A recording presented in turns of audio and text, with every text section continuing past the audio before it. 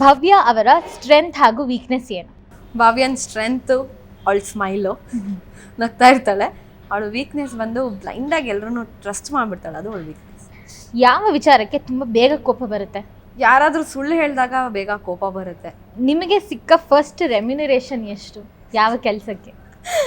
ನನಗೆ ಸಿಕ್ಕ ರೆಮ್ಯುನರೇಷನ್ ನಾನು ಟಿಕ್ಟಾಕ್ ಮಾಡುವಾಗ ವೀಡಿಯೋಸ್ ಅಂತ ಮಾಡುವಾಗ ಯೂಸ್ ಟು ಗೆಟ್ ಲೈಕ್ 5000 2000 ಹಂಗೆಲ್ಲ ಸಿಗ್ತಿತ್ತು. ಬಟ್ ಸೀರಿಯಲ್ ಜರ್ನಿ ಶುರು ಮಾಡಿದಾಗ ನನ್ನ ಫಸ್ಟ್ ರೆಮ್ಯುನರೇಷನ್ ಬಂದು 2.5.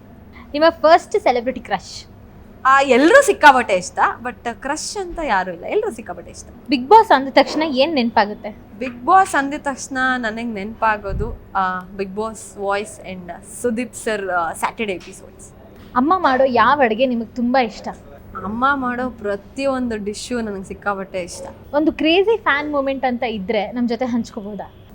ಅದೇ ಕ್ರೇಜಿ ಫ್ಯಾನ್ ಮೂಮೆಂಟ್ ನಾನು ಹೇಳ್ದಂಗೆ ನನ್ನ ತಂಗಿ ಹತ್ರ ಹೋಗಿ ನೀವೇ ಅಲ್ವಾ ಅಂತ ಅವಳ ಹತ್ರ ಒಂದಷ್ಟು ಮಾತುಕತೆ ಆಗಿ ನಾನು ಅದು ಅಜ್ಜಿ ಆ್ಯಕ್ಚುಲಿ ಅಜ್ಜಿ ನನ್ನ ತಂಗಿ ಹತ್ರ ಹೋಗಿ ನೀನೇ ಅದು ನೀನು ಸುಳ್ಳು ಹೇಳ್ತಿದ್ಯಾ, ನಾನು ನಿಂಗೋಸ್ಕರ ನೋಡಲ್ವಾ ಅಂತ ನನ್ನ ತಂಗಿ ಬಂದು ಫುಲ್ಲು ಒಂಥರ ಬೇಜಾರು ಮಾಡ್ಕೊಬಿಟ್ಟಿದ್ಲು. ನಾನಲ್ಲ ಅಂತ ಹೇಳಿದ್ರು, ಅಜ್ಜಿ ನೀನು ಸುಳ್ಳು ಹೇಳ್ತೀಯಾ, ಬಾಯ್ ಬಿಟ್ಟರೆ ಸುಳ್ಳು ಹೇಳ್ತೀಯಾ ಅಂತ ಹೇಳಿ ಮಾತಾಡಿದ್ರು ಅಂತ.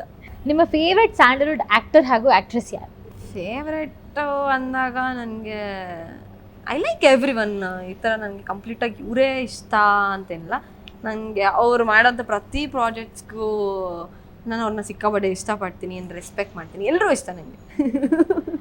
ಲೈಫ್ ಬಗ್ಗೆ ಭವ್ಯ ಅವರ ಪರ್ಸೆಪ್ಷನ್ ಏನು? ಲೈಫ್ ಅಂದರೆ ಏನು ಅಂತ ಭವ್ಯಂಗೆ ಈಗಷ್ಟೇ ಅರ್ಥ ಆಗಿದೆ. ಬಿಗ್ ಬಾಸ್ಗೆ ಹೋಗಿ ಬಂದ ಅದಕ್ಕೆ ಮುಂಚೆ ಸ್ವಲ್ಪ ಅರ್ಥ ಆಗಿತ್ತು, ಈಗ ಕಂಪ್ಲೀಟಾಗಿ ಅರ್ಥ ಆಗಿದೆ. ಆ್ಯಂಡ್ ಯಾರ ಮೇಲೂ ಡಿಪೆಂಡ್ ಆಗಬೇಡಿ. ಫಸ್ಟು ನಿಮ್ಮನ್ನು ನೀವು ನಂಬಿ. ಬೇರೆಯವ್ರು ನಿಮ್ಮನ್ನ ನಂಬ್ತಾರೋ ಬಿಡ್ತಾರೋ ಗೊತ್ತಿಲ್ಲ, ಫಸ್ಟ್ ನಿಮ್ಮನ್ನು ನೀವು ನಂಬೋದನ್ನು ಕಲೀರಿ. ಕಾನ್ಫಿಡೆನ್ಸ್ ಇಟ್ಕೊಳ್ಳಿ. ಅದು ನನ್ನ ಕೈಲಿ ಆಗುತ್ತೆ ಅನ್ನೋ ಕ್ವಶನ್ ಮಾರ್ಕ್ ಬೇಡ, ಆಗಲ್ಲ ಅಂತ ಕ್ವಶನ್ ಮಾರ್ಕ್ ಬೇಡ, ಆಗುತ್ತೆ ಅಂದ್ಕೊಂಡು ಎಲ್ಲ ಕೆಲಸ ಮಾಡಿ. ಎಷ್ಟನ್ನು ಮಾತ್ರ ಹೇಳ್ಬೇಡಿ.